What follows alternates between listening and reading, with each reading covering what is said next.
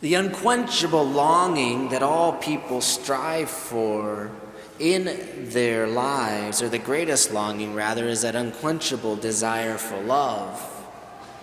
Movies, books, music, everything in our culture has this longing for love, either overtly expressed or implicitly present.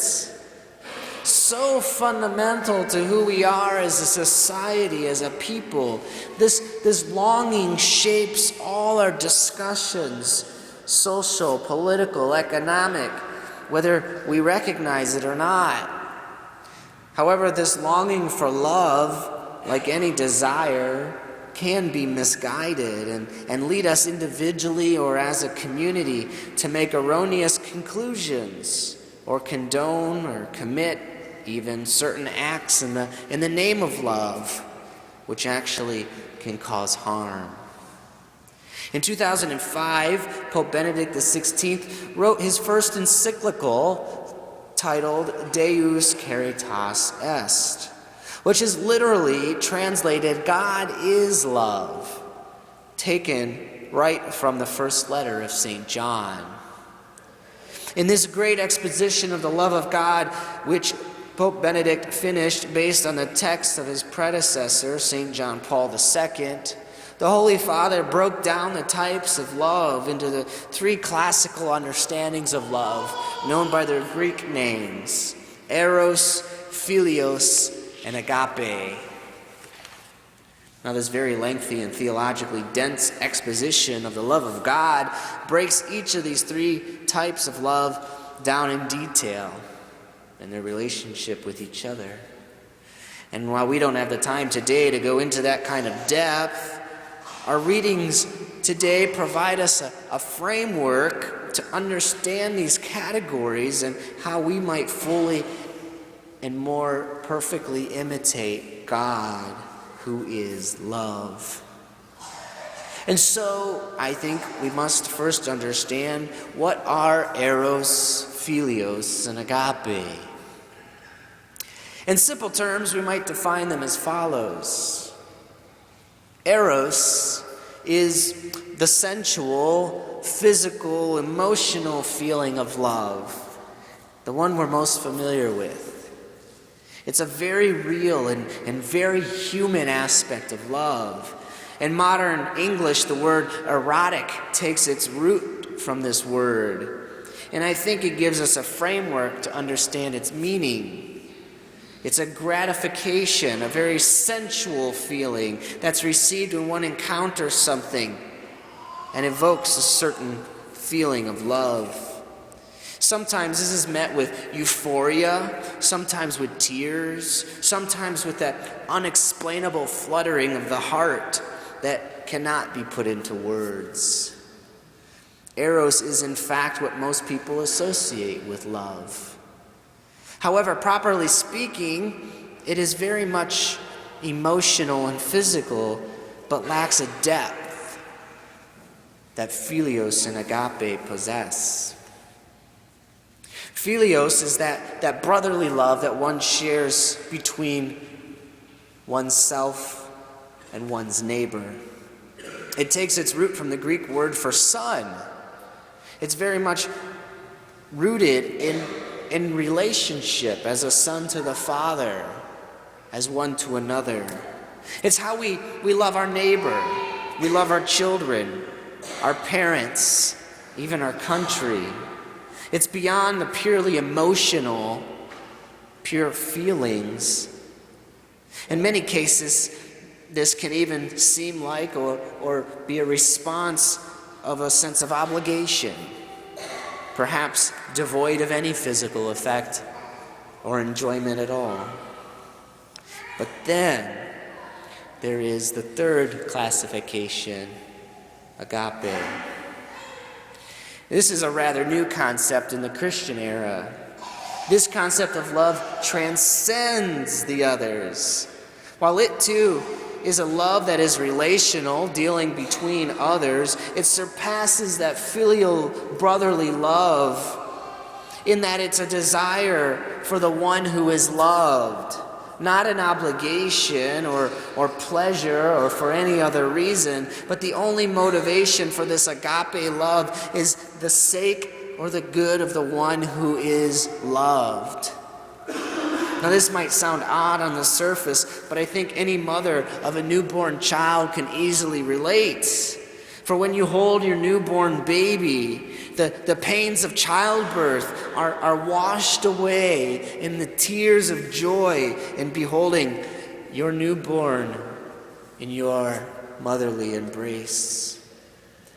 And so it is that this fullest sense of love is able to endure even pain and sacrifice, and even and especially at the expense of physical suffering, so that the one who is loved might benefit.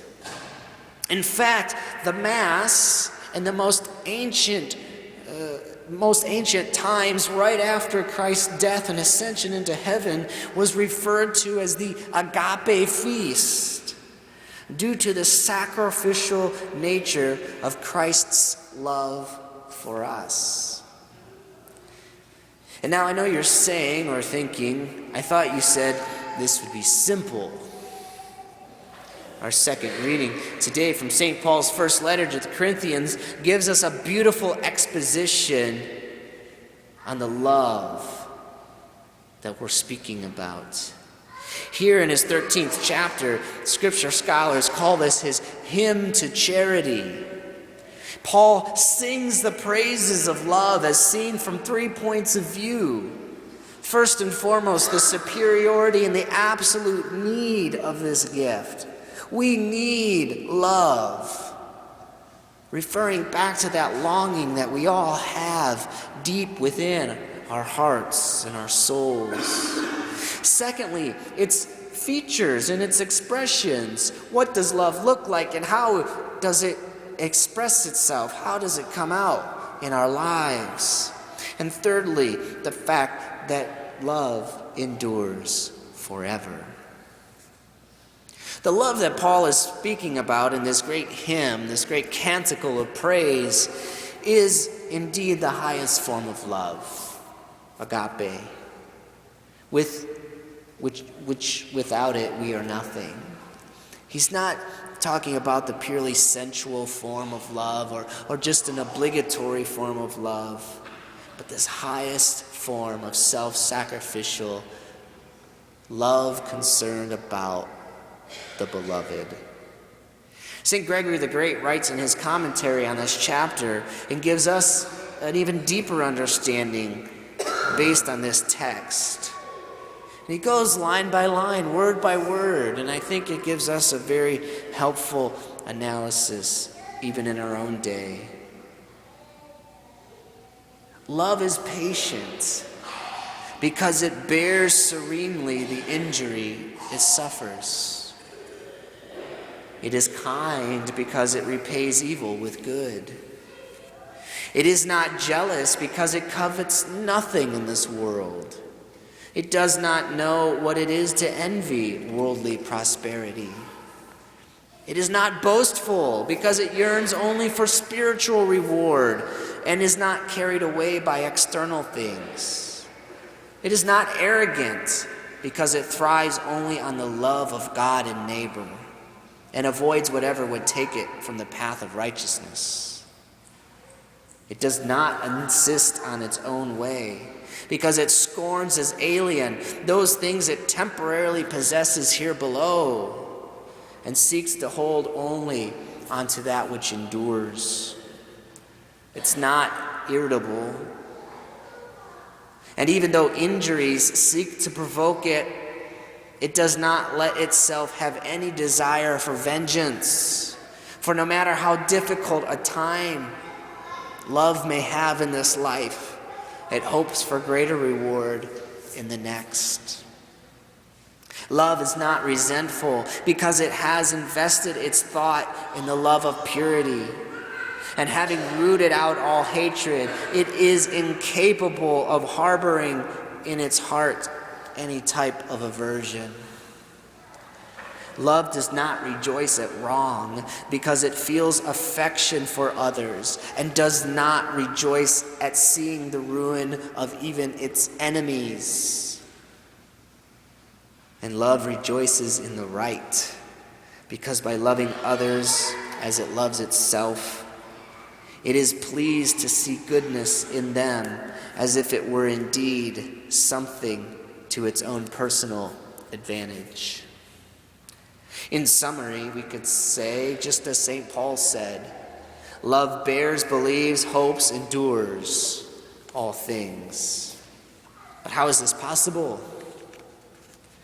Our first reading gives us a clue. Jeremiah writes, inspired by God, revealed this great message from our Creator.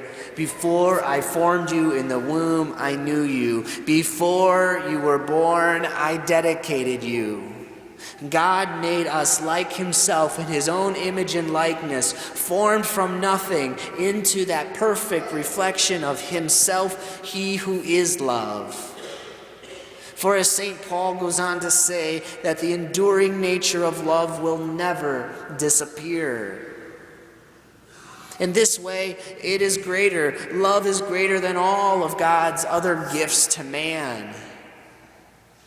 But it is imperfect in us. St. Paul uses the image of a child versus a man, or a mirror versus reality. Our ability to love now is a progression to the perfection of how we are going to be able to love for all eternity. St. Thomas Aquinas, whose feast day we celebrated Thursday, writes that something can be imperfect in one of two ways.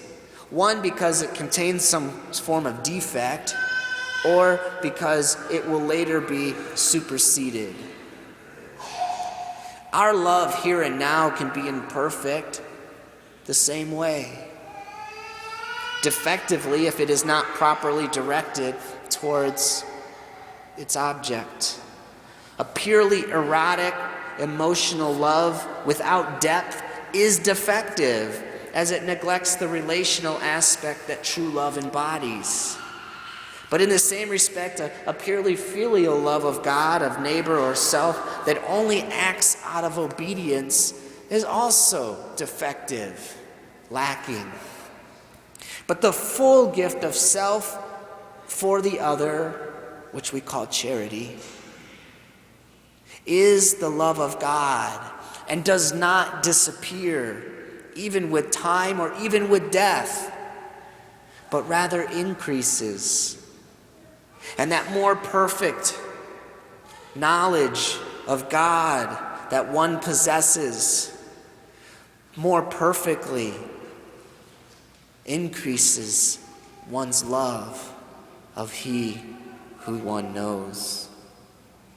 Which all leads us to our gospel today, this great conclusion. Why did Christ's friends and relatives want to throw him from the brow of the hill? At first, the people in Nazareth, as we heard last Sunday, listened to him very readily, listened to the wisdom of Jesus' words.